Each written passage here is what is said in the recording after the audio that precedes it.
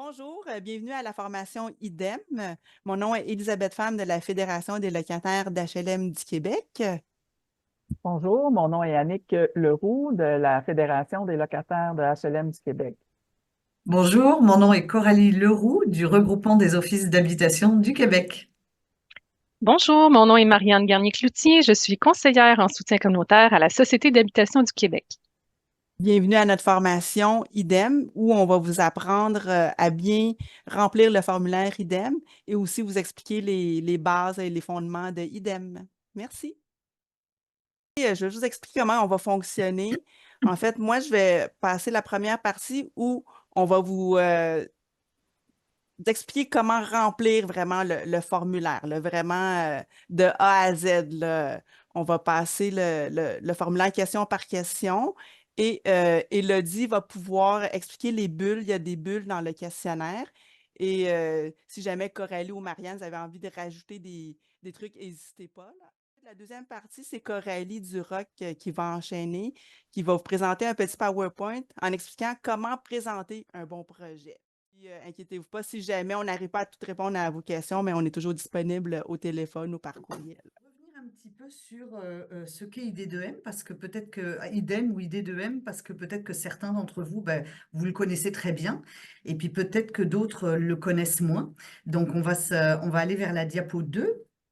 Et puis, de toute manière, que vous le connaissiez ou que vous ne le connaissiez pas, IDEM, vous êtes à la bonne place parce que vous allez quand même récupérer des informations pertinentes qui vont vous aider à déposer des beaux projets. Et puis des bons projets qui vont retenir l'attention du jury. C'est ce qu'on souhaite vous apporter ici comme des informations aidantes et pour vous soutenir dans cette démarche. Je vais revenir sur un petit contexte. C'est à partir de 2011, on en est à la 13e édition, mais c'est en 2011 que le ROC, avec la collaboration de la Fédération des locataires d'habitation loyer modique du Québec, la FLH-LMQ, qui a proposé à la Société d'habitation du Québec, la SHQ, d'apporter son soutien financier à la réalisation de projets ponctuels en milieu HLM orienté vers le développement durable. ID2M, donc la première édition a eu lieu en 2011-2012 et aujourd'hui on en est à lancer la 13e édition d'IDEM.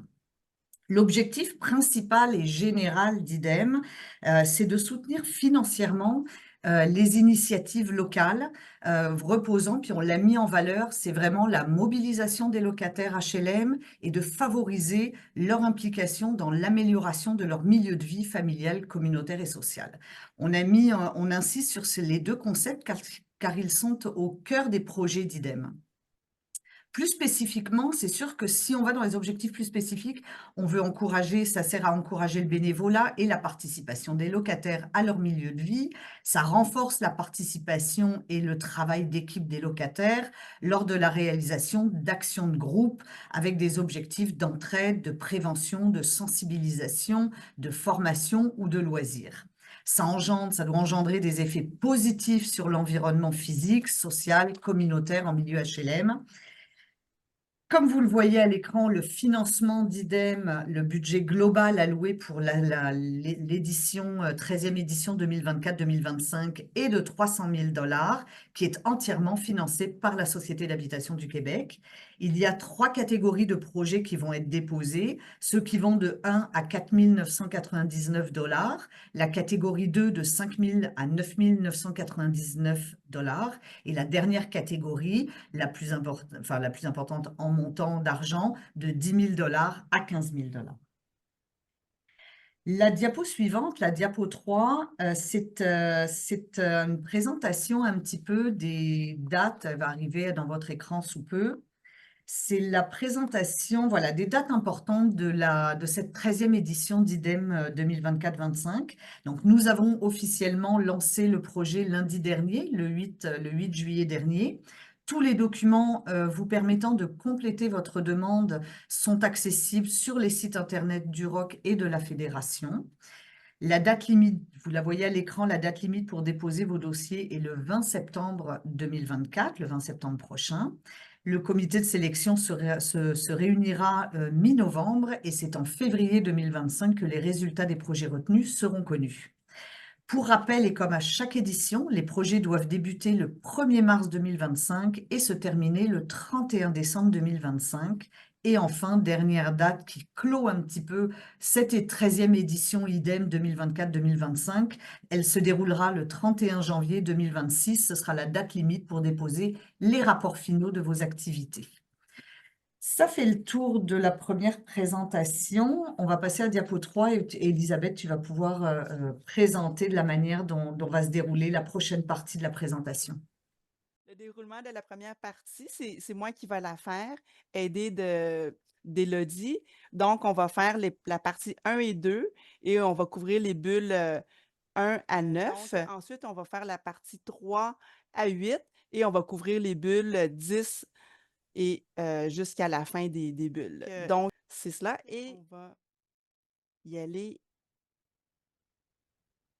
avec l'exemple du formulaire. Je vais juste rappeler que là, ce qu'on fait aujourd'hui, c'est la SCHQ a eu la gentillesse là, de faire des screenshots du formulaire pour qu'on puisse vous le présenter afin de vous aider à le remplir. Donc, ce document-là est disponible sur le site de la Fédé et aussi sur le site du ROC. Donc, il est accessible en tout temps. Ce qu'on vous suggère vraiment, c'est de l'imprimer avant et de le regarder pour vous préparer à répondre aux questions. Là, ensemble, aujourd'hui, on va répondre, pas répondre aux questions, mais vous inviter à regarder les questions et vous donner des trucs ou des consignes pour remplir le questionnaire. C'est vraiment là, un cours, une petite formation 101 là, pour remplir le questionnaire. Donc, commençons. J'espère pas trop vous étourdir, je vais y aller tranquillement, là. Renseignements sur l'organisme. Les seuls organismes là, qui peuvent déposer sont dans le scroll ici. Lorsque vous cliquez sur la petite barre pour aller en dessous, donc c'est soit les offices, les assos ou les comités consultatifs de résidents et il n'y a aucun autre organisme qui sont admissibles. Donc, la bulle 1, il le dit. Oui, ben, en fait, c'est un peu ce que Elisabeth vient de dire. Donc, pour être admissible, votre organisme doit être obligatoirement un office d'habitation, une association de locataires ou un comité consultatif de résidents. Donc, ensuite, lorsqu'on va en bas, cette partie-là s'adresse, vous devez savoir aussi que quand on clique dans le formulaire, vous n'avez pas tout le temps les mêmes questions, dépendamment des choix que vous choisissez. Lorsque vous êtes un office d'habitation, vous n'aurez pas besoin de remplir cette partie-là parce qu'elle ne s'affichera pas. Lorsque vous êtes une association de locataires ou un comité consultatif de résidents, à ce moment-là, cette fenêtre-là va s'ouvrir et à ce moment-là, vous devez remplir ces champs ici. Donc, le nom de l'office hôte, ça, c'est votre office à vous. Vous êtes dans quel office? Le nom et la fonction de la personne autorisée à représenter l'office. Donc, il faut discuter avec l'office et savoir c'est qui votre répondant qui connaîtra votre projet. Normalement, ça va être l'intervenant ou l'OC qui s'occupe de votre association de locataires. Le numéro de téléphone, son courriel.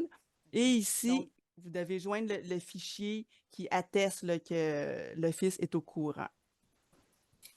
Donc, la bulle 2. Oui, donc, dans le fond, la preuve peut être une lettre d'appui ou une attestation de l'OH hôte reconnaissant être au courant de votre projet. Puis, dans le fond, il y a un exemple dans l'annexe D du document d'information ID2M qui est disponible sur le site du ROC et sur le site de la Fédération. Excellent.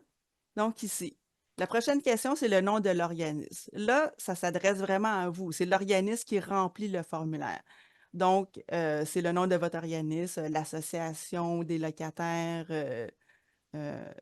les Joyeux Guélurons ou le CCR de Montréal ou l'OMH ou l'ORH ou l'OH, peu importe. Donc, à ce moment-là, vous remplissez le champ ici et l'acronyme, c'est lorsque vous avez un nom qui est un peu plus long, comme nous, la Fédération, c'est FLHLMQ. Comme le regroupement des offices, c'est ROHQ. Donc, il y a des associations comme, par exemple, il y a ARLMJ, l'Association des locataires de Jonquière. S'il n'y en a pas, vous écrivez rien. L'adresse ici, Là, c'est vraiment, vous devez vraiment entrer qu'est-ce qui est écrit dans le champ. C'est vraiment, c'est par case. Donc, l'adresse, le numéro, l'adresse civique. Unité, c'est si il y a une lettre, là, A ou B, et le chemin, rue ou boulevard, et le nom de la rue, et l'appartement s'il y a lieu. La municipalité, c'est la ville dans laquelle vous êtes et le code postal. Ici, en bas, c'est le numéro de téléphone. Vous devez vraiment écrire l'indicatif régional, 3 chiffres ici, 4 chiffres ici et un poste s'il y a lieu. Ça, c'est surtout pour les offices ou les intervenants. Et la région administrative où se situe le bureau principal de l'organisme, c'est où est située votre association ou votre office. Donc, vous sélectionnez ici et il va y avoir un choix de toutes les régions administratives. Vous devez cliquer sur le bon choix. Ensuite, on est déjà rendu à l'autre page suivante. Donc, le responsable de la demande. Le responsable de la demande, ce n'est pas nécessairement le président ou la présidente là, de l'association ou le directeur ou la directrice de l'office. C'est la personne qui signe la demande. Ça va être, on va le voir à la fin. Donc, le responsable de la demande, c'est celui qui est au courant de tout le projet.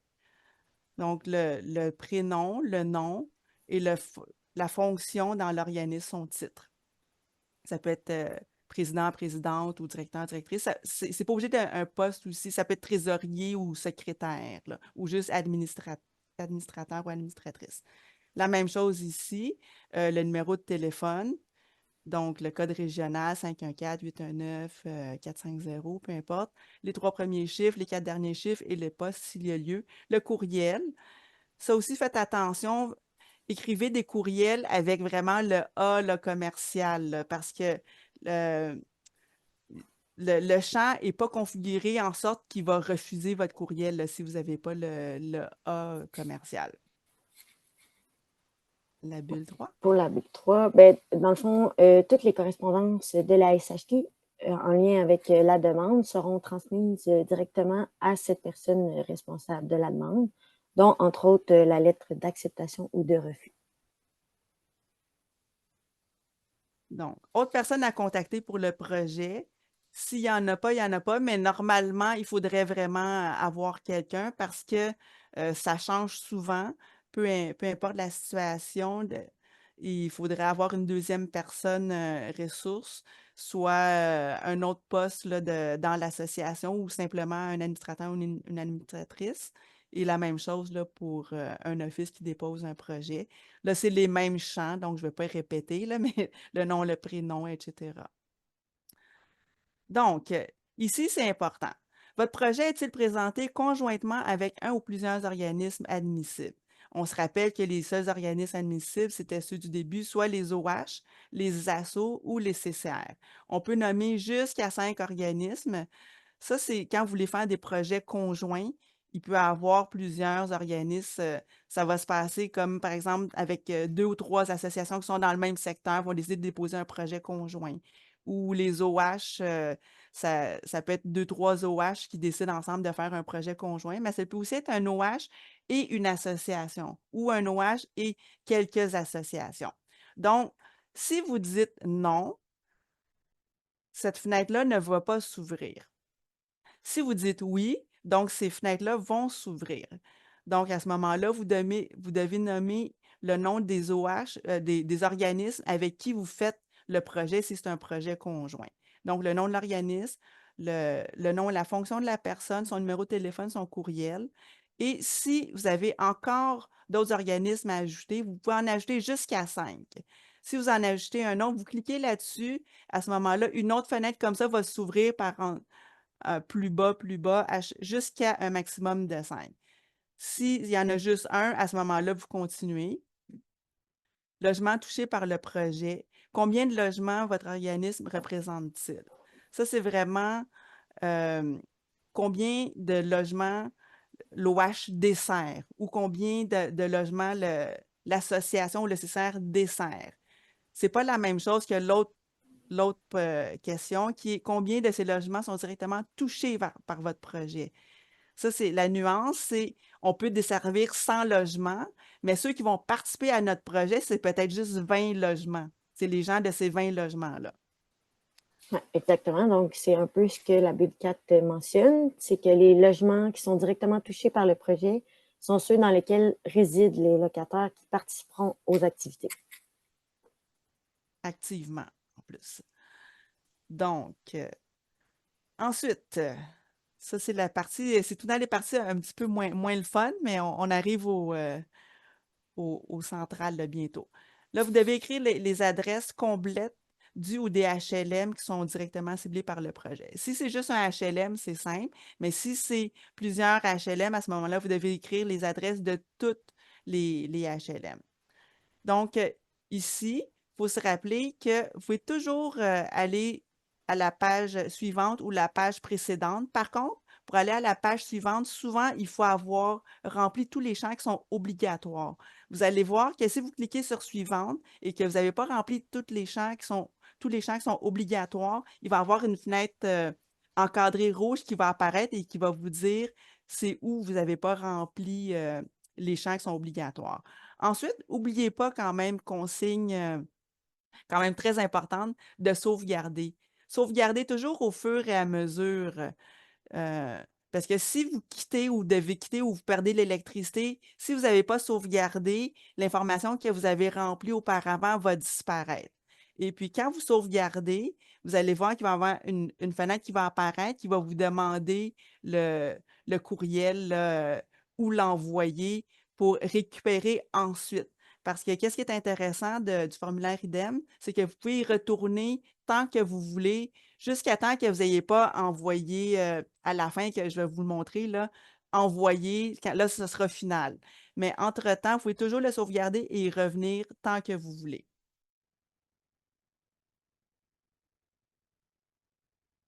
Ensuite, Elisabeth, oui, je me permets d'intervenir, c'est Coralie, je me permets d'intervenir sur ce point-là parce que pour avoir fait le test sur le formulaire, la sauvegarde elle est importante. Puis elle est importante, je dirais, de bien marquer le courriel de la personne qui remplit le formulaire. Mettez pas une courriel de celui qui est responsable, il faut vraiment que ce soit le courriel de vous qui complétez le formulaire parce que sinon vous n'allez pas avoir accès au formulaire pour finir la complétion. Donc c'est juste la première fois que la petite fenêtre est apparue, je me suis demandé c'est quel courriel je mets pour enregistrer. C'est bien la nôtre pour pouvoir y avoir accès. Là, mettez pas une autre personne en disant c'est ça. C'était juste pour faire ce petit détail. ben, merci Coralie. Puis justement, quand on écrit l'adresse, tout de suite après, quand on aura fermé notre fenêtre, on va avoir un courriel de retour à cette adresse-là à laquelle on a écrit pour pouvoir le recompléter. Donc, ensuite, l'information sur le projet. Le titre et la bulle 5. Oui. Donc, évitez de donner un nom trop long à votre projet. Donc, oui, effectivement, évitez de donner un nom trop long parce qu'il y en a qui mettent des titres de projets qui vont sur 3 ou 4 lignes. C'est un peu long et puis, il ne faut pas... tu sais, c'est bien quand... Votre défi à vous, c'est vraiment de trouver un titre qui va expliquer c'est quoi votre projet en une ligne, en fait. Donc, plus c'est long, moins pensez aux gens là, qui vont étudier tous les projets. Il va peut-être être moins intéressant pour les gens qui vont étudier le projet. Donc, mettez les chances de votre côté. Essayez de trouver un titre qui est accrocheur et un titre qui est parlant. Ensuite, il faut faire un résumé du projet. L'idée de cette page-là, c'est aussi pour vous de faire l'exercice. Si vous n'êtes pas capable d'expliquer votre projet en 10 lignes, là, ça veut dire qu'il n'est pas assez concis. OK? Donc, faites bien attention, réfléchissez à ce que vous voulez faire comme projet ensemble, en groupe. Et pour bien faire le résumé du projet, la bulle 6, ça vous donne des petits trucs. Oui, exactement. Dans le fond, pour être assez concis dans vos informations, vous pouvez directement répondre. Les informations les plus importantes, c'est vraiment pourquoi, qui, quoi, où, quand, comment. Donc, ça peut être pourquoi vous souhaitez réaliser ce projet, qui ça concerne, c'est quoi les activités, à quel endroit, à quel moment, puis comment vous voulez réaliser ces activités-là. Donc, en répondant vraiment à ces questions-là, vous allez être capable de faire votre bon résumé de projet. Ensuite, point 2.1, clientèle cible. Combien de locataires habitant les logements touchés sont directement visés par votre projet? Donc, ici, vous devez évaluer. Hein. C'est sûr que personne ne va aller vérifier, puis personne ne va aller appeler ces locataires-là. Là. Mais si vous, toutes ces questions-là semblent un peu anodines, mais vous devez y répondre parce que ça prouve que vous allez être capable de faire des activités en conséquence de la clientèle visée ou des gens que vous visez. Donc, combien de locataires habitant les logements touchés sont directement visés par le projet? Il faut que vous évaluez. Ensuite, à qui votre projet s'adresse-t-il? Donc, si vous cliquez sur les personnes âgées de 60 ans et plus, c'est majoritairement, là, dans le fond, là, ces fenêtres-là en bas ne vont pas s'ouvrir. Et sur les personnes seules, moins de 60 ans, donc si vous cliquez sur ces deux choix-là, les fenêtres ne vont pas s'ouvrir. Mais si vous cliquez sur n'importe lequel des autres choix, communauté culturelle, famille, personnes handicapées ou autres, à ce moment-là, pour chacun des champs que vous avez cliqué, vous allez avoir une fenêtre qui va s'ouvrir et vous devez alors préciser. Par exemple, si vous cliquez sur communauté culturelle, vous devez préciser quelle communauté culturelle. Famille, vous devez préciser. Personnes handicapées, vous devez préciser. Et si vous cliquez sur autre, vous devez aussi préciser. Et vous pouvez faire plus qu'un choix là-dedans. Donc, cliquez sur tous ceux à qui votre projet s'adressera. Pour la réalisation du projet, ça, c'est bien important. Ici, c'est un champ que vous devez cliquer et il y a un calendrier qui va s'ouvrir. Donc, vous pouvez soit écrire vous-même jour, mois, année, ou cliquer sur la fenêtre ici et il y a un calendrier qui va s'offrir à vous. À ce moment-là, vous pouvez aller fureter là, dans le calendrier. Ensuite, pour remplir ceci, il est important de savoir qu'il y a une bulle ici qui vous explique. Oui, puis dans le fond, ça mentionne qu'un projet ne peut pas débuter avant d'avoir reçu la lettre d'acceptation dont l'envoi est prévu en février de la part de la SHQ. Puis les projets doivent être réalisés entre le 1er mars et le 31 décembre 2025. Donc, c'est moins d'un an, hein, le projet. Ensuite, juste rappeler, là, je ne l'ai peut-être pas dit au début, mais les bulles, c'est pour ça qu'on fait la formation, puis qu'on vous ouvre les bulles, mais quand vous n'êtes pas sûr, là, cliquez sur la bulle. Ça ne coûte rien, c'est gratuit, puis ça vous donne une tonne d'informations. Les bulles, c'est vraiment fait pour ça. C'est pour vous aider à remplir le questionnaire. Puis évidemment aussi, il y a le document d'information, hein, on l'a dit au départ, c'est très, très important là, de le lire aussi avant là, de remplir le questionnaire. Ça va répondre à plusieurs de vos questions. Ensuite, votre organisme a-t-il reçu une aide financière d'une édition antérieure d'IDEM? Donc, oui ou non. Si vous dites non, à ce moment-là, cette fenêtre-là ici en bas ne s'ouvrira pas. Si vous dites oui, vous allez avoir le choix des 3 années antérieures.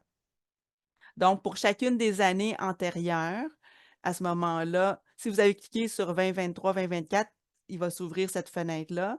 Et si vous avez cliqué sur les autres, il va ouvrir d'autres fenêtres. Vous devez écrire le nom du titre et les montants reçus. Ça, c'est pour que le comité, le jury, en fait, qui étudie vos projets, sache si vous avez déjà reçu des sommes d'IDEM et si les projets sont en continuité ou non, parce que d'une année à l'autre, les gens, ils se rappellent là, de vos projets.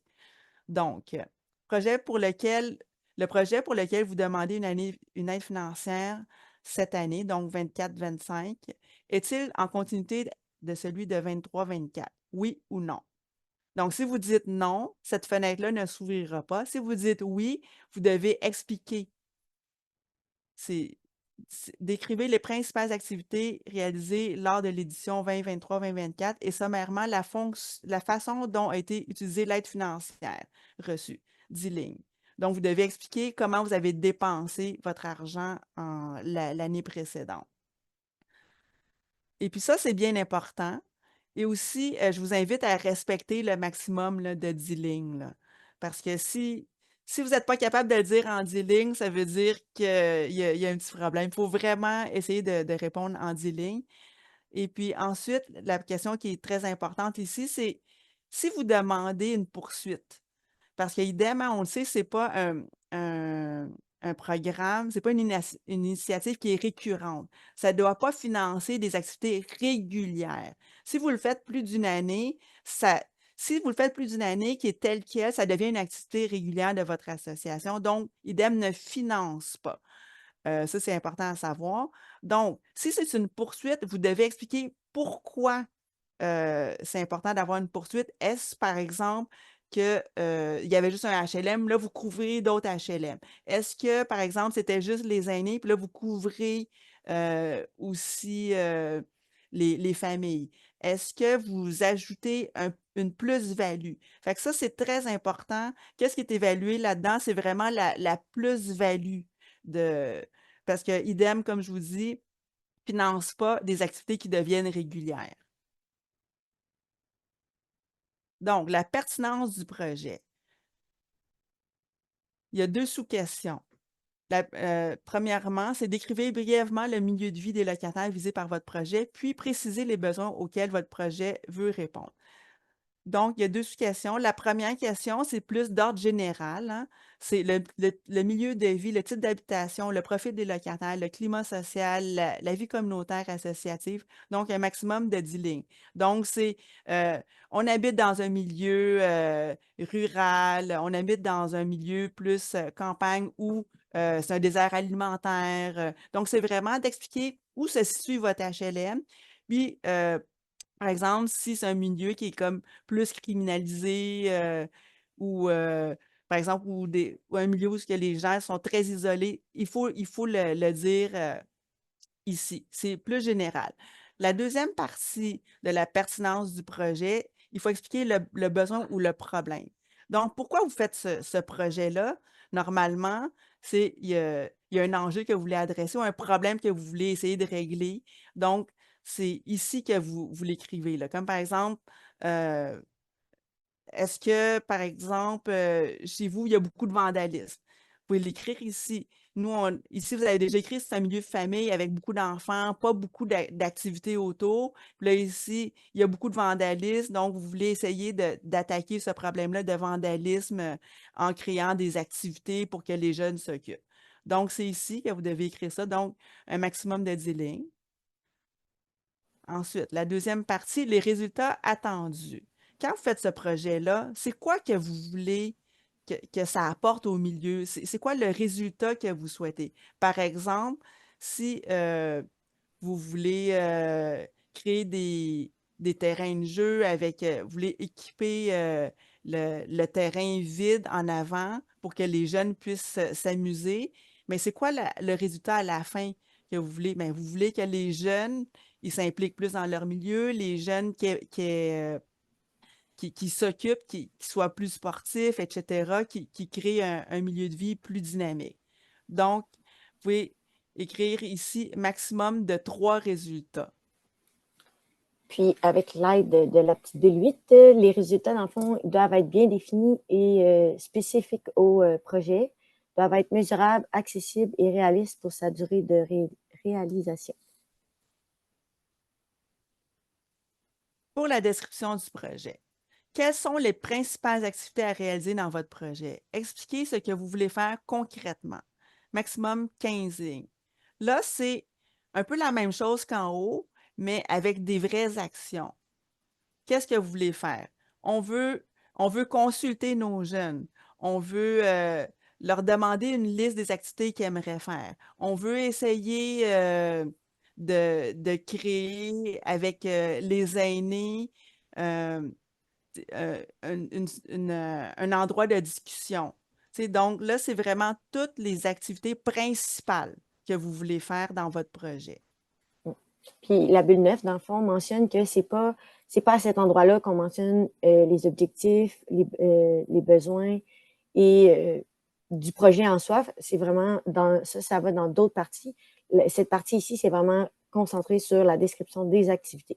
Puis, s'il y a plusieurs activités, assurez-vous d'avoir une ligne directrice ou un fil conducteur qui relie avec cohérence l'ensemble des activités.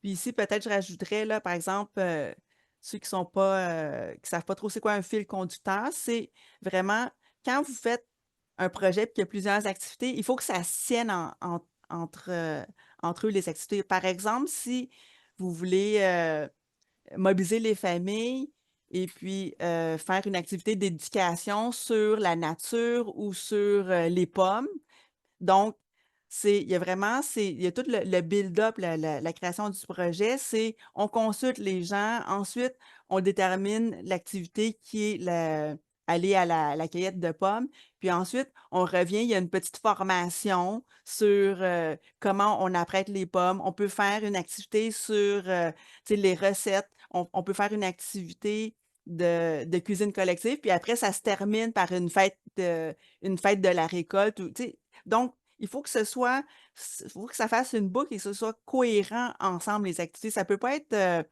on va aux pommes, ensuite on va au glissade d'eau, mais tu sais, que les activités n'ont aucun lien entre eux. Si c'est juste ça d'aller aux pommes ou aller au glissade d'eau, mais ça, c'est une activité, c'est des activités qui sont régulières, qui font pas partie d'un projet. Donc, ensuite, n'oubliez pas de sauvegarder. Et après, vous pouvez aller à la page suivante, qui est le calendrier de réalisation du projet. Ça, c'est bien important. Ça, c'est pour vous, il faut avoir réfléchi à comment vous voulez faire votre projet dans le temps. À ce moment-là, vous devez remplir chacune des activités. Il faut minimalement avoir 3 activités.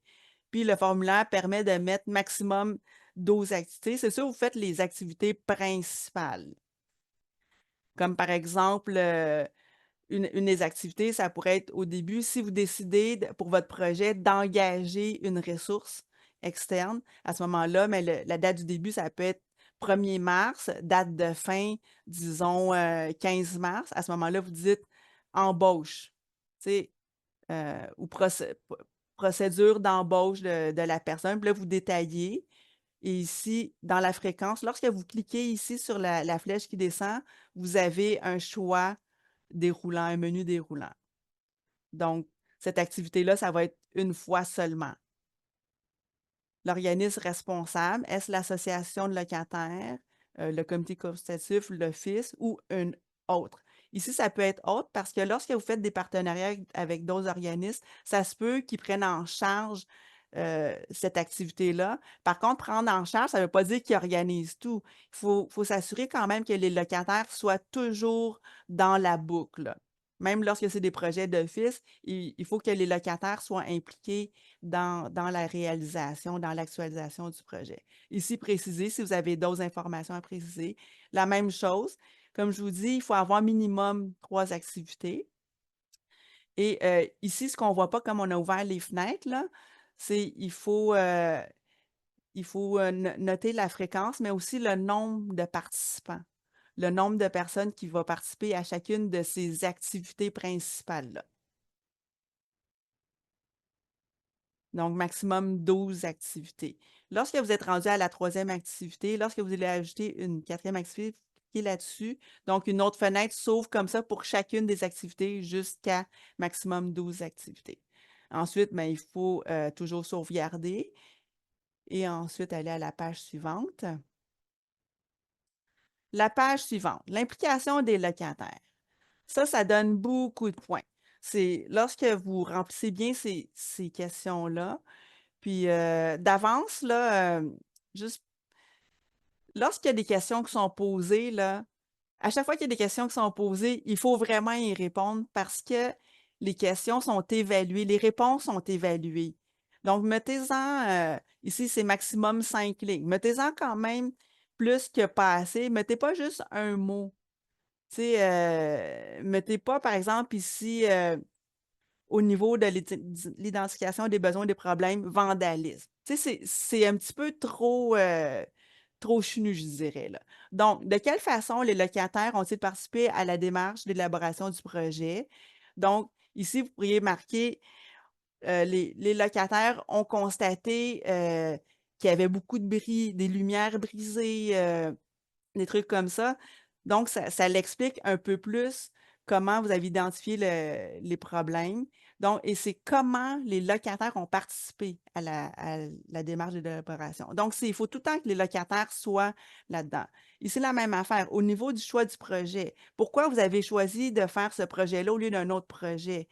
Mais peut-être que vous avez fait un sondage, peut-être que vous avez fait du porte-à-porte, peut-être qu'il y a eu une activité et vous avez consulté vos membres. Tu sais, il faut le mentionner ici, pourquoi c'est ce choix-là plutôt qu'un autre. Puis aussi, c'est pour s'assurer que c'est pas une personne qui a écrit ça sur le coin d'une table tout seul, qui a décidé que ça, c'était un problème, puis que c'est son lubie, puis qu'elle voulait régler ce problème-là tout seul. Donc, ensuite, au niveau de la conception ou du montage du projet, de quelle façon, encore une fois, les locataires ont fait partie de ce processus-là? Et la dernière question, comment les locataires seront-ils impliqués dans sa mise en œuvre? Donc, toute cette section-là, vraiment la section 2.7, l'implication des locataires, c'est super important parce que lorsque le jury étudie votre projet, il y a une grosse partie qui est dans la prise en charge des locataires.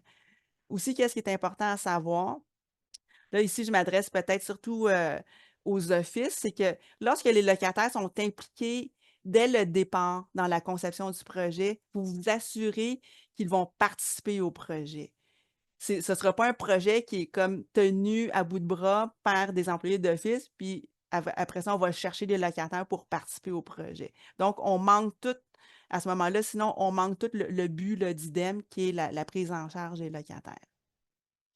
Au niveau de la coordination du projet, la question 2.8, il faut démontrer en quoi votre organisation, l'association, l'Office, le CCR, a la capacité de bien mener à bien ce projet.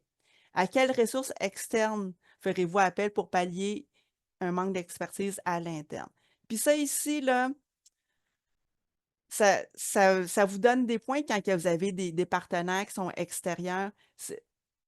Pas parce que c'est vous qui déposez le projet que vous devez tout faire de A à Z. Par exemple, des projets de jardinage collectif ou de jardinage en bac, c'est normal là, que vous avez envie de faire grandir des plants potagers, etc. Mais ça se peut que vous n'avez pas toute l'expertise pour le faire. Mais ça prouve que vous êtes capable d'aller chercher de l'aide. Vous pouvez aller chercher de l'aide de l'horticulteur ou de l'écoquartier ou de plusieurs autres organismes du coin ou juste des personnes bénévoles, mais qui ont cette expertise-là. Fait qu'il ne faut pas se gêner pour l'écrire ici. Donc, si vous ne le faites pas au complet tout seul, c'est correct d'aller chercher l'aide ailleurs aussi.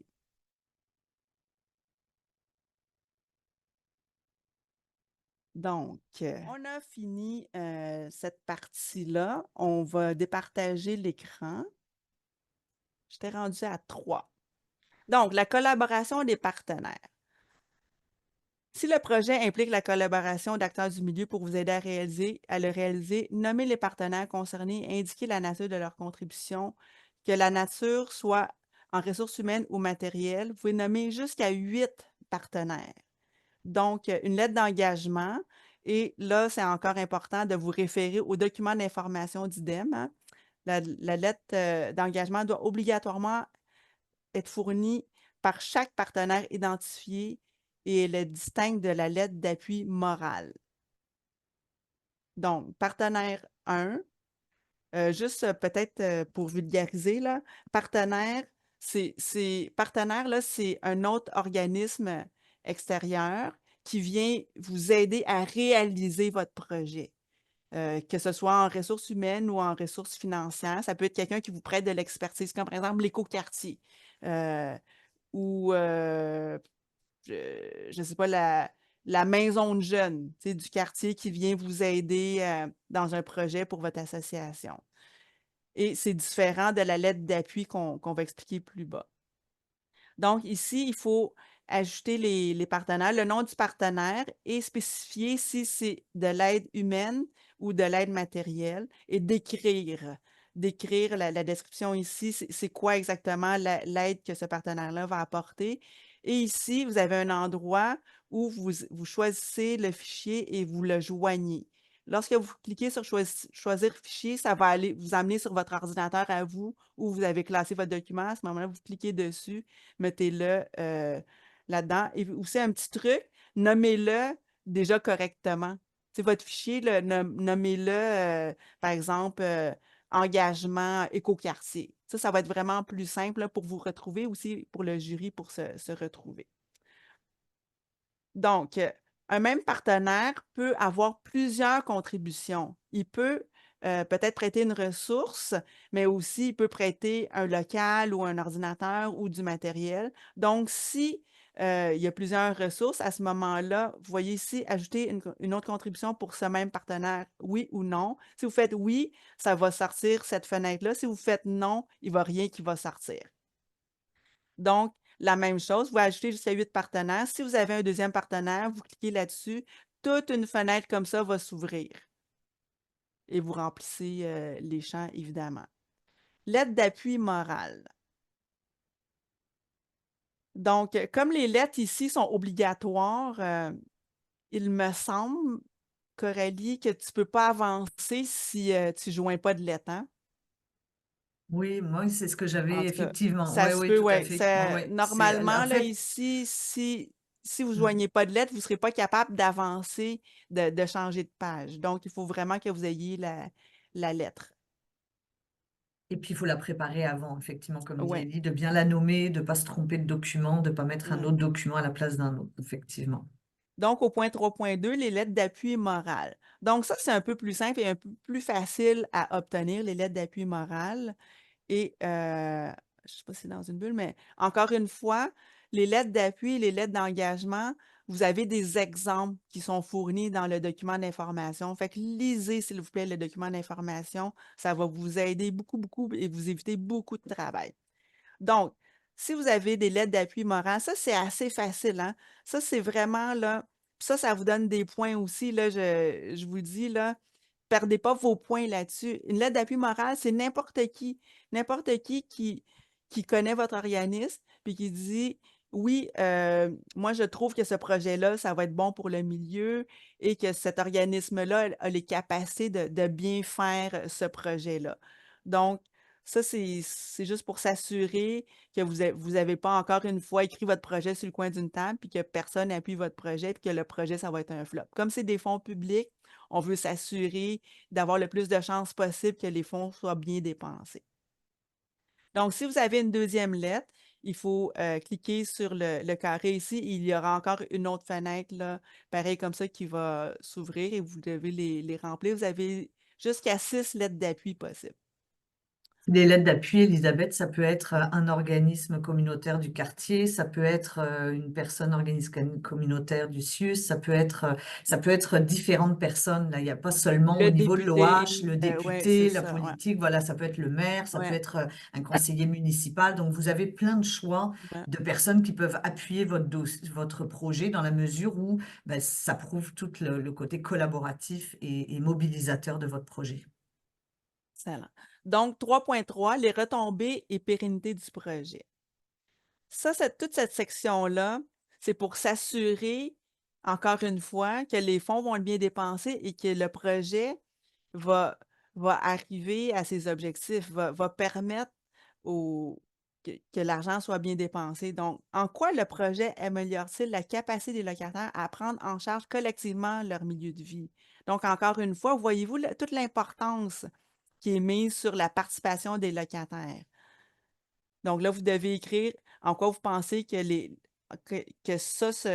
ce projet-là, les locataires vont être plus aptes à faire telle ou telle chose.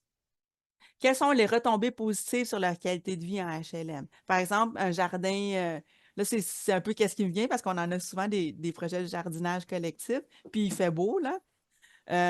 Les retombées positives sur la qualité de vie, mais si vous faites des jardins, mais les gens peuvent économiser. Ça, c'est une retombée positive. Ils peuvent économiser de l'argent. Ils peuvent aussi socialiser, s'échanger des denrées. Fait que ça permet vraiment la prise en charge du milieu. Comment votre organisme compte-t-il assurer la poursuite des activités organisées dans le cadre de ce projet? une fois la subvention épuisée. Maximum 5 lignes. Là, la bulle 10, il n'y a pas beaucoup de mots, mais c'est bien important. Oui, dans le fond, faut éviter de répondre que vous ferez une demande ID2M l'année suivante dans cette question-là. Donc, vraiment, c'est ça, cette question-là. Comme je vous disais au départ, IDEM, ce n'est pas une subvention, malheureusement, là, comme c'est juste 300 000 par année, ce n'est pas une subvention qui est récurrente. Si vous faites un projet, l'idée, c'est que ce projet-là puisse vivre de lui-même avec vos propres fonds ou c'est un fonds de démarrage pour que le projet puisse vivre et que ça ne prend pas de l'injection de fonds vitam aeternam. Donc, si vous répondez, on va faire une autre demande IDEM, il y a des bonnes chances que vous ayez 0 là, dans la notation là, de ce point-là. Donc, Par contre, dans cette partie-là, on peut très bien imaginer que l'association ou le CCR ou l'OH va chercher d'autres fonds pour poursuivre les projets parce Ouais. qu'il a mobilisé des acteurs du milieu ou des organismes communautaires qui sont intéressés par ce projet-là. Par exemple, ça peut être une Ouais. idée, un chemin Ouais. pour répondre à cette question.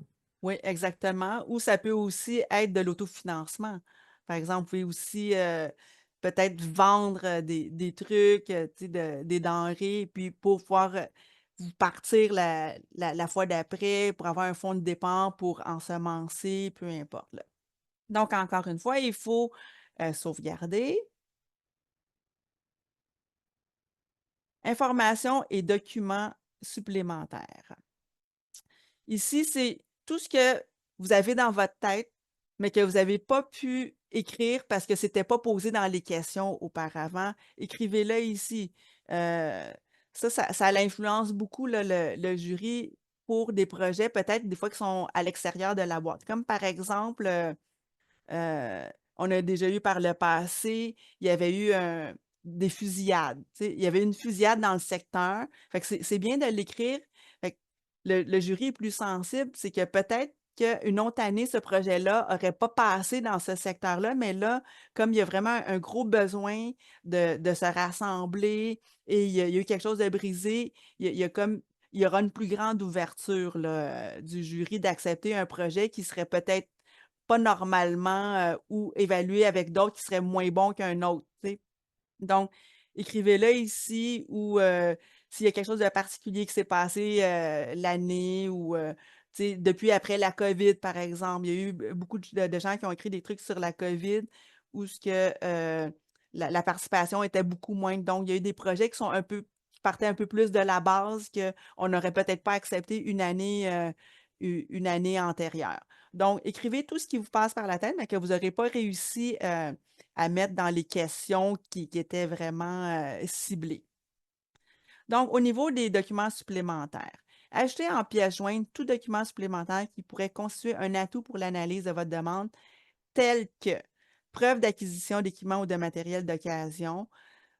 Il y en a beaucoup qui magasinent là, sur Kijiji et tout ça, mais faites un screenshot de ça. Ça prouve aussi au jury que vous avez fait des démarches, que vous ne faites pas juste écrire des montants un peu comme ça dans les airs, que vous avez fait vos recherches. Et puis, on demande une liste de prix pour les dépenses d'équipement ou de matériel de moins de 1 000 $. Les photos d'équipement ou de matériel qu'il est prévu d'acheter ou qui sera acheté, des photos ou des plans des lieux de réalisation du projet, cours extérieur, salle communautaire, comme par exemple M. Marc là, avec le truc d'îlot de chaleur. Là. Si vous avez déjà des plans de ce que vous aimeriez faire à ce moment-là, de les insérer. Donc ça prouve aussi qu'il y a eu des démarches que les gens ont fait et que le projet est plus sérieux. Fait que tout ça, c'est pour vous aider. Là, ici, il y a une limitation, c'est vous pouvez joindre ici, là, les documents supplémentaires, vous ajoutez jusqu'à 5 documents. Si jamais vous avez plus que 5 documents, vous pouvez tous les mettre dans un même PDF, donc le PDF fait un document. Si vous avez de la misère, là, vous pouvez vous aider là, avec des gens qui connaissent un peu plus ça ou nous appeler à la limite. Donc, encore une fois, il faut sauvegarder. Pour les prévisions budgétaires.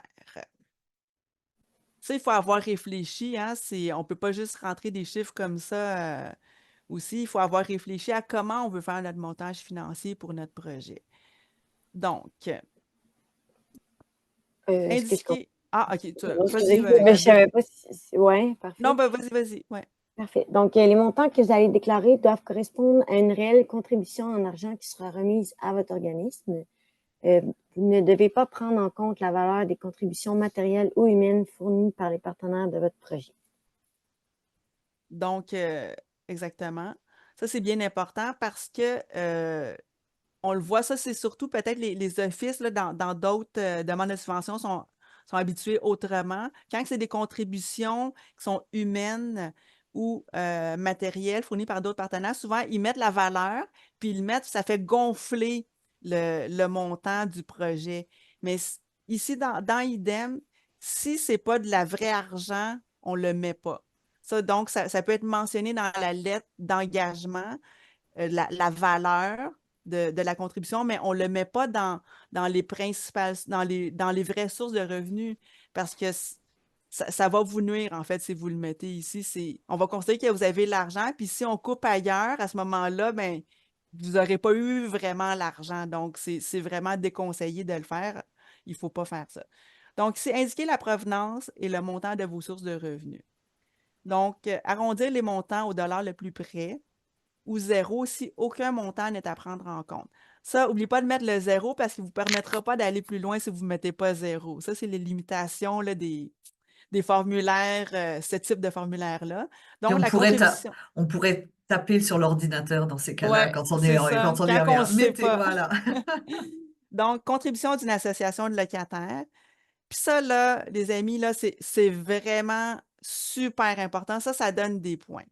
Un projet, on part aussi avec la prémisse, là, par expérience, là, c'est que si ça ne coûte rien, les gens, ils ne sont pas intéressés à y aller ou à participer. Il faut qu'il y ait une petite, même si elle est minime, la contribution. Donc, pour une association de locataires, c'est facile, là, vous pouvez donner, vous avez la subvention de 30 $ par logement par année. Vous pouvez, dans vos prévisions, c'est prévoir déjà un petit montant. Ça peut être 50 $, ça peut être 100 $. Puis si c'est une petite association de 10 locataires, ça peut être 20 $ là. Mais ça prouve qu'il y a un effort des locataires. La même affaire pour le CCR aussi. Et pour les offices, c'est sûr, là, si vous faites un projet et qu'il y a 0 contribution, vous perdez beaucoup de points. La contribution des locataires, ici aussi, ça dépend là, de quel type de projet, mais c'est plus, par exemple, dans les projets de type cuisine collective où ce que les gens repartent avec des choses. Ici aussi, c'est important. Ça peut être des contributions qui sont minimes. Ça peut être comme 1 $ ou 50 sous par portion. Mais quand il y a une contribution des locataires, ça vous donne vraiment plus de points là, lorsque c'est étudié, votre projet est étudié. Donc, ici, voulez-vous ajouter une contribution d'un partenaire? Déclarer seulement les contributions en argent. Donc, hein, on le répète à 2-3 places. Hein. Donc, si vous faites oui, à ce moment-là, vous dites le nom du partenaire, la valeur estimée de la contribution en argent. Et la même affaire, lorsque vous ajoutez plusieurs partenaires, là, je ne sais même pas jusqu'à combien de partenaires qu'on peut avoir, là. Mais je pense que c'est quand même quelques-uns, là. Donc, on est rendu aux dépenses estimées. Et puis, pour connaître les dépenses qui sont admissibles, regardez la page 12, encore une fois, du document d'information d'IDEM. La bulle 12. La bulle 12 mentionne que vous pouvez utiliser des décimales pour les champs, taux horaire, nombre de semaines, charge sociale, etc. Donc, un montant avec la petite virgule. Oui. Ça aussi, il est assez sensible. Il faut mettre vraiment comme c'est écrit, là. Vraiment avec une virgule et non un point. Oui, vraiment avec une virgule, sinon ça ne rentre pas. Donc, après ressources humaines, salaires et avantages sociaux, vous pouvez inscrire jusqu'à 3 membres du personnel. Vous devez déclarer le salaire et... Oh, excuse. Vas-y, c'est à toi. Aucun problème, c'est bien correct. Vous devez déclarer le salaire et les avantages sociaux du personnel directement liés au projet embauché et payé par votre organisme. Donc, à noter, le nombre de semaines déclarées ne doit pas dépasser 44. Ça, c'est bien simple parce que le projet ne peut pas commencer avant le 1er mars puis doit se finir au 31 décembre. Ça fait 44 semaines. Et au niveau des charges sociales, ça ne doit pas non plus dépasser 16% du coût salarial. Donc, à ce moment-là, ça, c'est les ressources humaines. C'est ceux qui sont sur votre payroll, là. C'est l'association là, ou l'office. Titre et poste de la fonction, ou titre du poste ou de la fonction, description du poste ou de la fonction. Donc, c'est en gros, là, qu'est-ce que la personne va faire, le taux horaire, le nombre d'heures par semaine, le nombre de semaines, le coût salarial, les charges sociales. Ici, peut-être un petit hint, là, un petit... mais c'est très, très rare, là. IDEM ne va pas payer des ressources à temps plein, là. OK, IDEM, c'est pas une initiative qui permet de payer du temps plein 35 heures semaine, là. C'est pas à la bonne place que vous vous adressez. Il faut que ce soit quand même quelque chose qui vient compléter peut-être un autre montage financier ou vraiment, il faut que vous justifiez que votre projet a besoin de cette ressource-là. Donc, si vous avez un deuxième membre du personnel, vous ajoutez, et puis c'est un maximum de 3 personnes. Donc, si vous cliquez ici, encore une fois, toute une autre fenêtre va s'ouvrir comme ça, jusqu'à maximum 3. Ensuite, vous sauvegardez pour aller à la page suivante. Là, c'est la suite des dépenses estimées pour la bulle 14. Ouais, donc, les entreprises spécialisées dans les travaux d'aménagement, de construction, dans le transport ou dans d'autres activités professionnelles liées à l'achat d'équipements, de matériel et de fournitures ne doivent pas figurer dans les services professionnels. Vous devez les inscrire dans les dépenses d'acquisition d'équipements, de matériel et de fournitures, dans la section 5.2.3 du formulaire. Donc, ici, ressources humaines, la nuance ici, c'est services professionnels. Voyez-vous, en haut ici, c'était vraiment quelqu'un que vous allez avoir à la charge de votre payroll, comme on dit, là. Donc, services professionnels, les honoraires, les rémunérations forfaitaires, les contrats de service ou les ententes de collaboration. Souvent, ici, ça va être des montants qui sont des montants forfaitaires. C'est comme 5 000, 2 000 ou...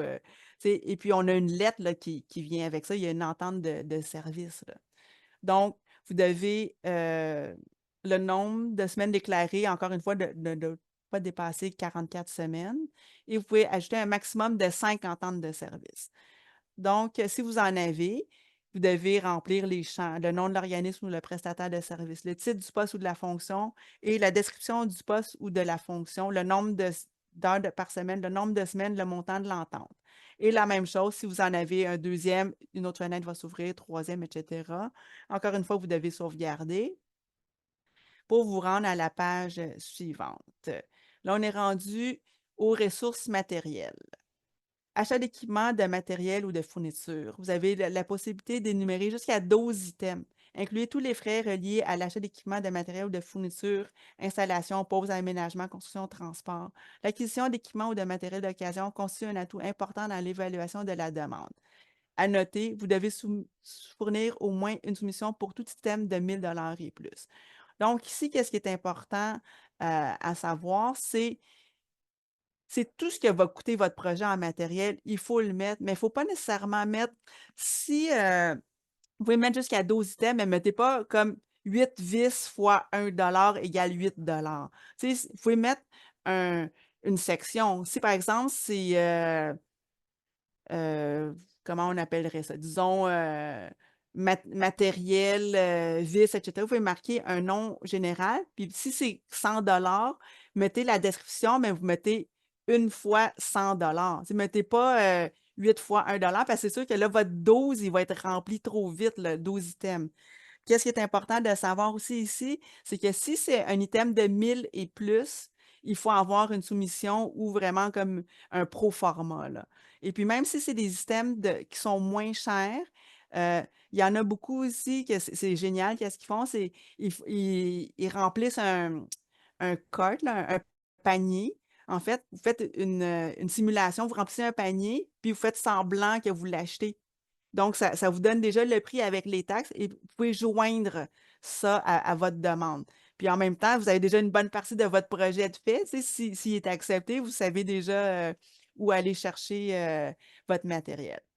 Donc, ça, c'est important. Vous pouvez ajouter jusqu'à 12 items. Donc, à chaque fois que vous voulez ajouter, vous cliquez ici sur deuxième item, ensuite troisième, quatrième. Et vous sauvegardez.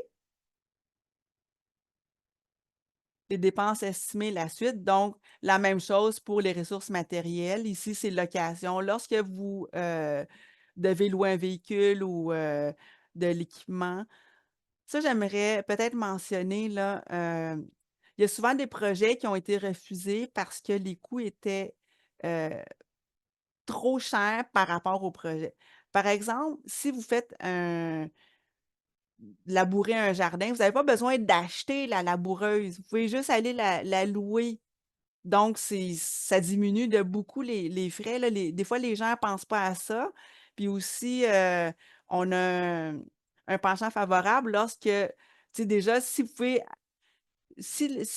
diminuer le coût de votre projet, soit en louant, soit en empruntant, ou soit en partageant cette dépense-là avec d'autres associations, là, si c'est un projet commun.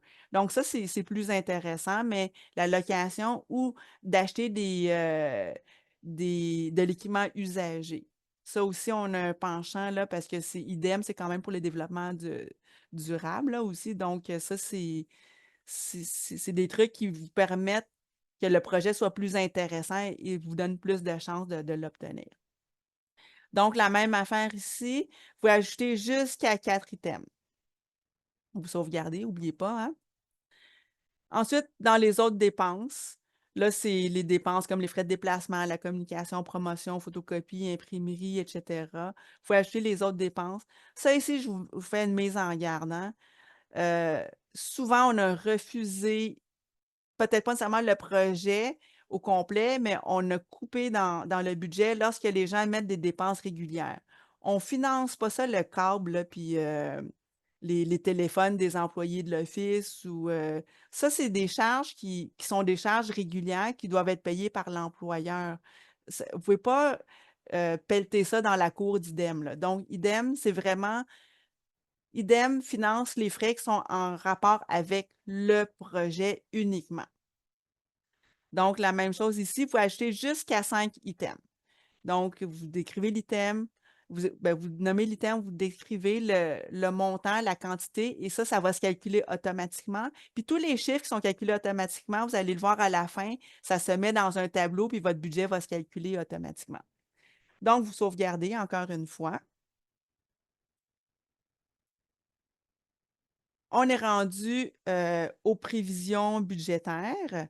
Donc, comme je vous dis, ici, vous n'avez rien à remplir. Le sommaire, là, c'est tous les chiffres que vous avez remplis dans les pages précédentes, ça va se mettre ici. La seule chose que vous devez remplir, vous, ici, c'est s'il y a lieu, si votre projet a des coûts des frais de gestion reliés au projet. Donc, ça, c'est si ça vous apporte du travail supplémentaire. Donc, vous pouvez mettre un maximum de 5 5 des frais du projet. Donc, ça, vous devez le calculer à la mitaine et ça va s'ajouter au montant de la demande de subvention. J'espère que c'est clair, là. Et puis, si vous n'en avez pas, ben c'est 0. Sauvegarder. Donc, on arrive à la fin, là. On est quand même pas pire dans notre timing, je pense. Pour l'aide-mémoire. Ça aussi, ça semble anodin, mais lisez, s'il vous plaît, là, lisez tout ce qui est écrit. La présente section rappelle les exigences relatives à la présente demande d'aide financière. Le manque à l'une d'elles pourrait entraîner le rejet de la demande. La demande de financement doit être présentée par un organisme admissible. Effectivement, comme on vous disait au début, un OH, une ASSO ou un CCR. Tous les documents requis doivent être joints à la demande. Donc, les lettres d'engagement ou les lettres d'appui, les ententes de collaboration, etc. L'aide financière ne doit pas dépasser 15 000, c'est le maximum. Une soumission est obligatoire pour toute dépense d'équipement, de matériel ou de fourniture de 1 000 et plus. La date limite pour transmettre votre demande est le 20 septembre. Et puis, il n'y a pas de jeu, hein. C'est vraiment le 20 septembre parce que le système informatique, à à 11h59, là, 23h59, il n'y a plus rien qui rentre. Et recommandation, lorsque possible, privilégier d'équipement ou de matériel d'occasion. Fournir une liste des prix pour les dépenses d'équipement, de matériel ou de fourniture, même si c'est moins de 1 000 $. Vraiment, là, tout ça, ça va vous aider.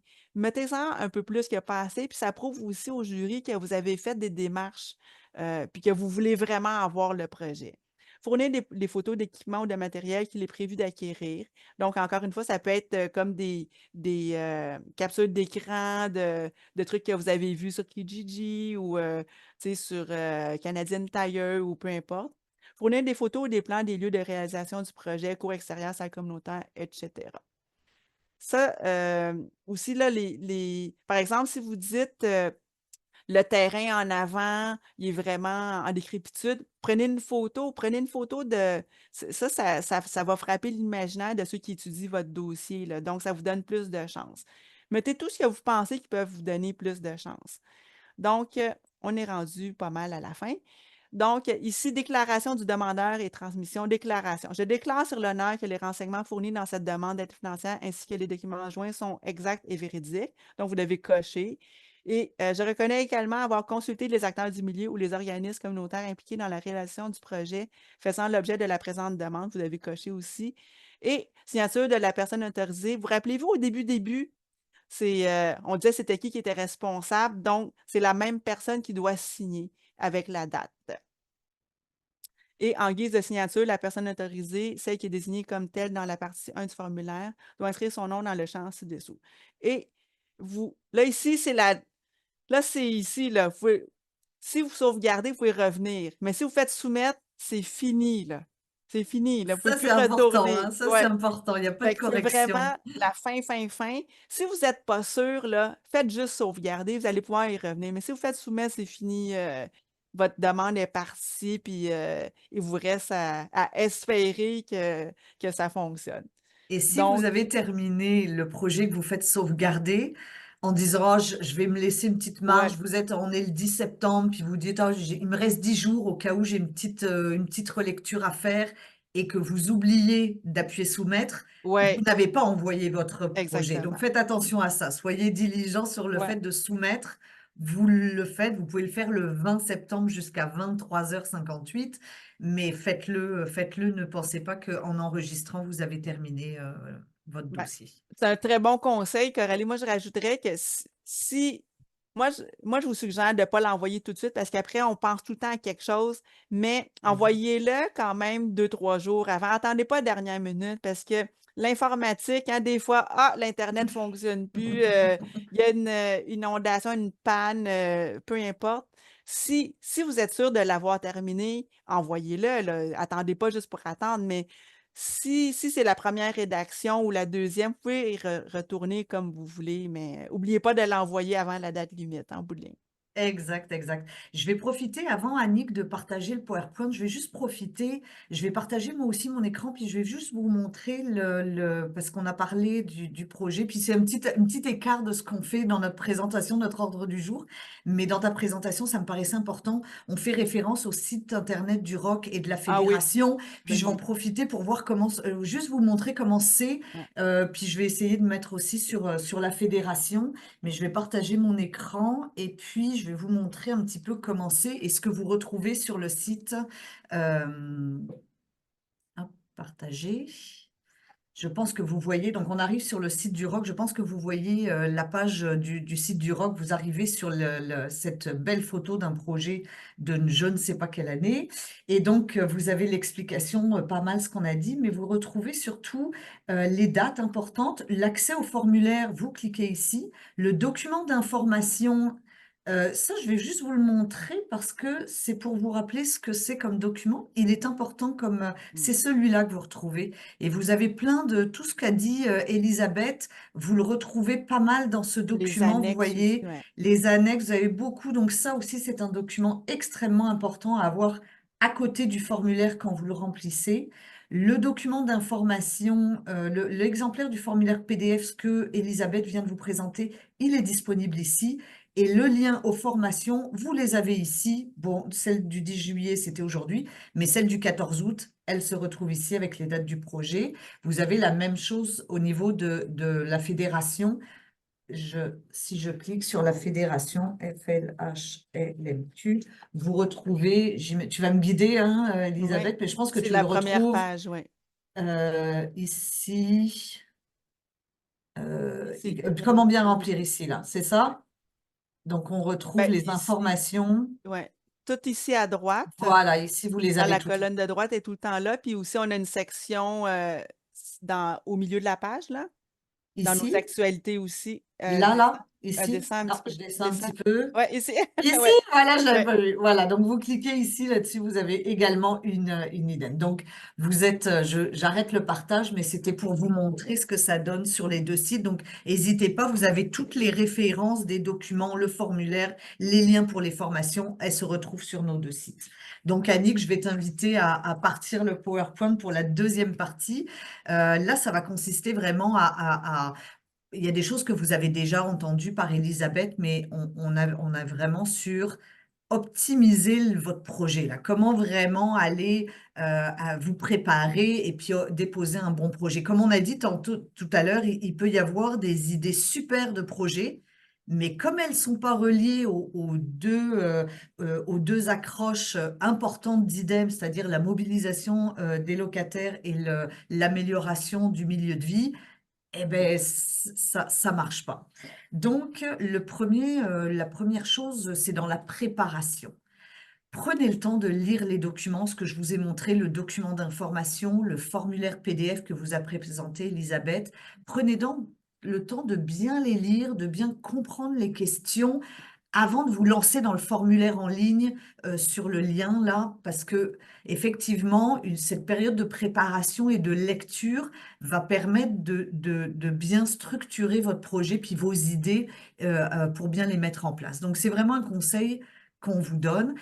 Consultez les membres pour connaître leurs besoins, consultez les locataires, consultez l'OH si vous êtes une association ou un comité, l'OH si vous êtes intervenant, que vous déposez un projet, consultez les locataires, consultez les associations. Évitez de faire un projet où on sent que dans le projet, vous le faites tout seul, puis vous êtes tout seul à le faire. C'est pas ça IDEM. IDEM, c'est la collaboration, c'est la concertation, donc il faut que ça ressorte dans vos projets. Et l'implication des locataires ou de l'OH, ce n'est pas seulement un petit moment, c'est du début de la préparation de votre projet jusqu'à la fin, l'aboutissement des activités. C'est vraiment, elle est de bout en bout du projet, ce n'est pas seulement sur une petite partie. Réfléchissez en amont du projet à rassembler et parler autour de vous pour vous assurer de l'intérêt. Monsieur Marc nous a proposé, je trouve, une superbe idée d'îlot de fraîcheur. Allez chercher l'assentiment, l'accord d'un petit peu votre monde, votre environnement autour de vous. Et en plus, ça va vous permettre certainement d'alimenter sur des bonnes idées. Oh, ça change, je ne sais plus où je suis. Non, remonte en haut, merci, c'est ça. Prospectez aussi pour des partenaires potentiels qui pourront vous aider dans votre projet. Il y a les associations, il y a les communautaires, il y a les SUS, les CIS, les CLSC, il y a peut-être aussi au niveau de votre ville, de votre municipalité, j'en passe. Il pourrait y avoir des partenaires qui s'intéressent à votre projet. L'îlot de fraîcheur en est un bon. En ce moment, on parle beaucoup effectivement de comment un petit peu on baisse la chaleur en été. Ça peut avoir un intérêt pour d'autres personnes. Et donc, je l'ai déjà dit, ne pas le faire seul. Il faut qu'il y ait de la participation. On peut passer à la page, la diapo suivante. Là, on est sur le dossier en lui-même. Donc, on était dans la préparation, donc avant de remplir le formulaire. Là, on est vraiment vous êtes face au formulaire, vous êtes sur le formulaire en ligne, pas de papier, on est en ligne. Là, il faut lire correctement les questions. Relisez-les pour bien répondre, pour que la réponse corresponde à la question posée. Répondre à toutes les questions du formulaire. Quelquefois, dans les formulaires, oh, bah celui-là, je ne sais pas trop quoi répondre, je préfère pas répondre, on va pas le voir, ça va pas se voir. C'est pas vrai, ça se voit, puis ça dévalue votre demande. Contactez les partenaires dès que vous le pouvez pour aller chercher les lettres d'appui d'engagement. Ne faites pas cette démarche au dernier moment, faites-le en amont.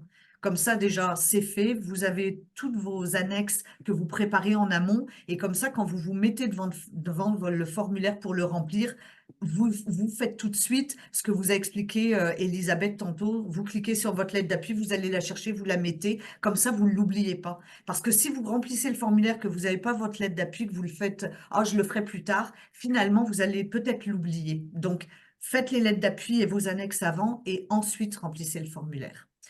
S'assurer que votre budget balance, évidemment, un budget qui ne balance pas où on voit qu'il y a des erreurs. Elisabeth vous a donné des notions tout à l'heure de faire attention sur certains postes budgétaires. Faites attention que ça balance également. Attention, on n'attend pas la dernière minute pour commencer à rédiger. Si vous vous mettez le 15 septembre en vous disant « Hey, tiens, IDE2M, c'est dans 5 jours, je vais remplir le formulaire », c'est à peu près certain que votre projet ne va pas passer parce que ça va ressortir dans votre projet, c'est sûr et certain. Ça va être, on va nous avoir, comme on disait, pour préparer ce formulaire, ce qu'on ne veut pas, c'est avoir des pitcher des idées comme ça, mais non concertées. Et puis, de ne pas oublier les annexes, je le mentionnais tantôt. La diapositive suivante, les projets retenus, c'est un rappel.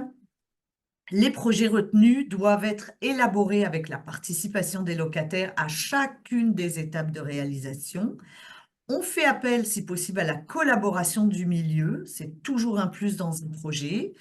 Améliorer, on se rappelle, c'est pour améliorer la qualité de vie en HLM et c'est pour avoir des retombées positives dans les communautés qui vivent dans les HLM.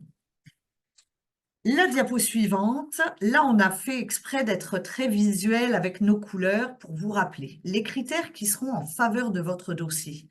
La qualité du projet sur le fond, c'est-à-dire projet concerté, mobilisation des locataires, etc. Et sur la forme, avez-vous bien répondu à vos questions? Est-ce que vous avez bien expliqué? Est-ce que faut pas que ce soit trop petit, votre explication, mais il ne faut pas que ce soit un roman de 35 lignes. Il faut que ce soit des bien structurés, donc le fond et la forme.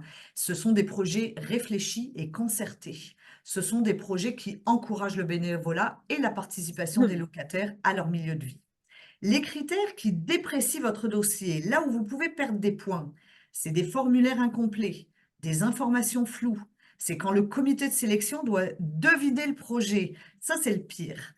Les projets non concertés, non préparés. Les projets qui ne sont pas terminés ou qui ne sont pas respectés les années précédentes. Sachez que ça a un impact dans les critères du jury. Les motifs de refus de votre dossier, ou là où vous n'aurez aucune chance de passer au niveau du jury, c'est lorsque les projets ne répondent pas aux objectifs d'IDEM et lorsque les formulaires sont transmis après la date limite. C'est clair et net. Pour vous aider, on vous rappelle, vous avez les coordonnées coralie.leroux@roc.qc.ca et elisabeth.femme@flhlmq.com. Vous pouvez aussi nous contacter par téléphone, mais c'est quand même plus facile par courriel pour vous répondre. N'hésitez pas. Si vous avez par contre des problèmes au niveau technique, informatique sur le formulaire, c'est plutôt à l'équipe web de la SHQ. Donc, dans ces cas-là, vous nous écrivez un courriel à nous et puis on fera le relais au besoin. Mais ce sont eux qui vont régler plus le côté formulaire. Généralement, il n'y en a pas parce qu'effectivement, on a tout bien préparé avant pour qu'il n'y ait aucun bug. J'espère que ça vous a plu. J'espère que vous avez appris plein de choses au niveau de ce formulaire. Effectivement, que ce soit au niveau du ROC, moi-même, ou au niveau de la fédération, Elisabeth, on est disponible pour répondre. Puis Marianne, je sais qu'elle est avec nous, puis on travaille vraiment ensemble sur ce projet-là et on est là effectivement pour répondre à vos questions, pour vous soutenir dans ce projet-là. N'hésitez pas à me contacter, je suis disponible par courriel. Vous avez eu mon adresse tout à l'heure, mais vous l'avez aussi sur le site internet du ROC, vous allez retrouver mes coordonnées. Merci beaucoup de votre participation. Oui, merci à tous et puis j'espère que vous avez apprécié.